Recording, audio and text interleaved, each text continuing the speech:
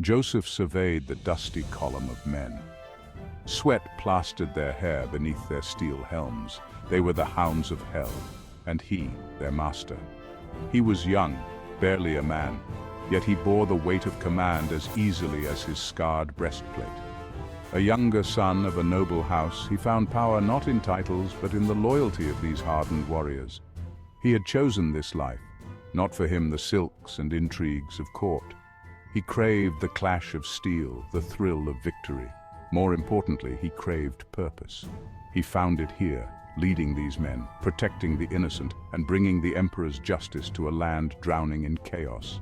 He spurred his destrier forward. The big stallion, as black as a raven's wing, picked his way carefully through the throng of marching men. Joseph scanned their faces. He saw weariness etched deep in their lines, but also a grim determination. They mirrored his own. He was their Condottiero, their leader in war. He would bring them victory. He would bring them glory. He would bring them home.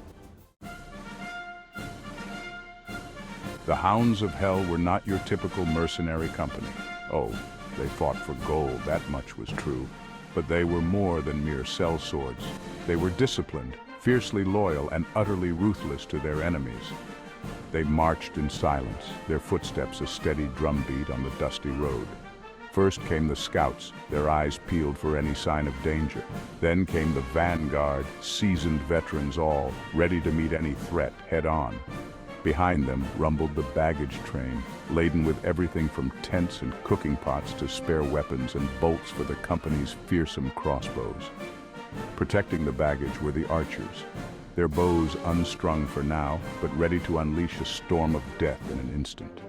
At the heart of the column marched the men-at-arms, the backbone of the company. They were a mix of veterans and raw recruits, all eager to prove their worth.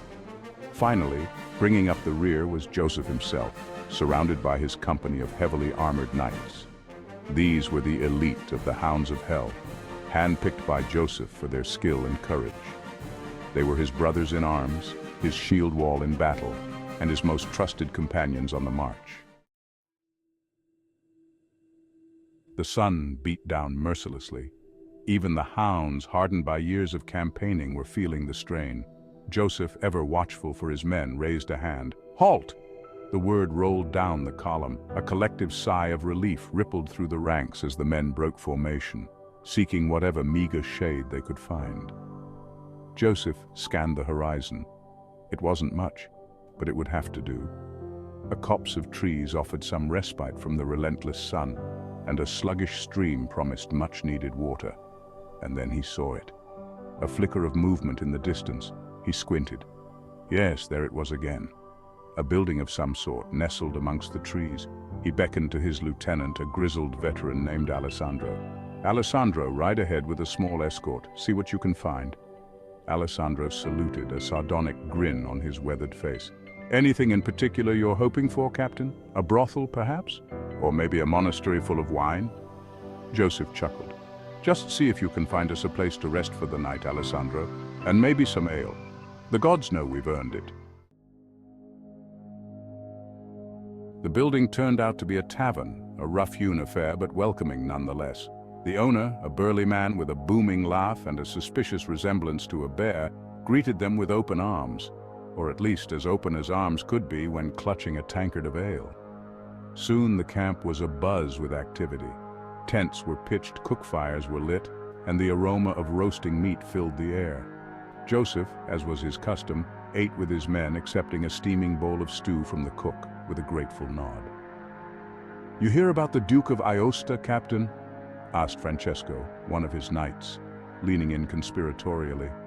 "They say he's gone mad, thinks he's a chicken, spends all day clucking and scratching in the dirt."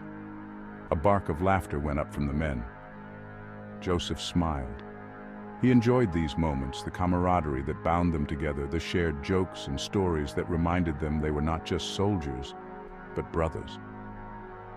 But beneath the laughter, a current of unease ran through the camp. They were in enemy territory now, and danger lurked around every corner. And then there was the matter of the gift.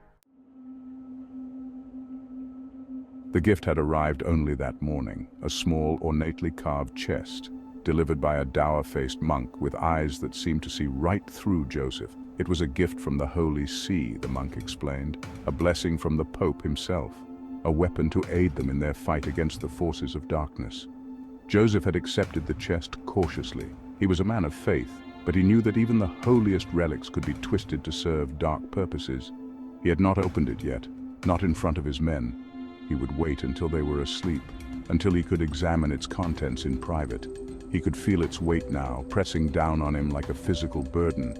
A weapon, the monk had called it. But against what?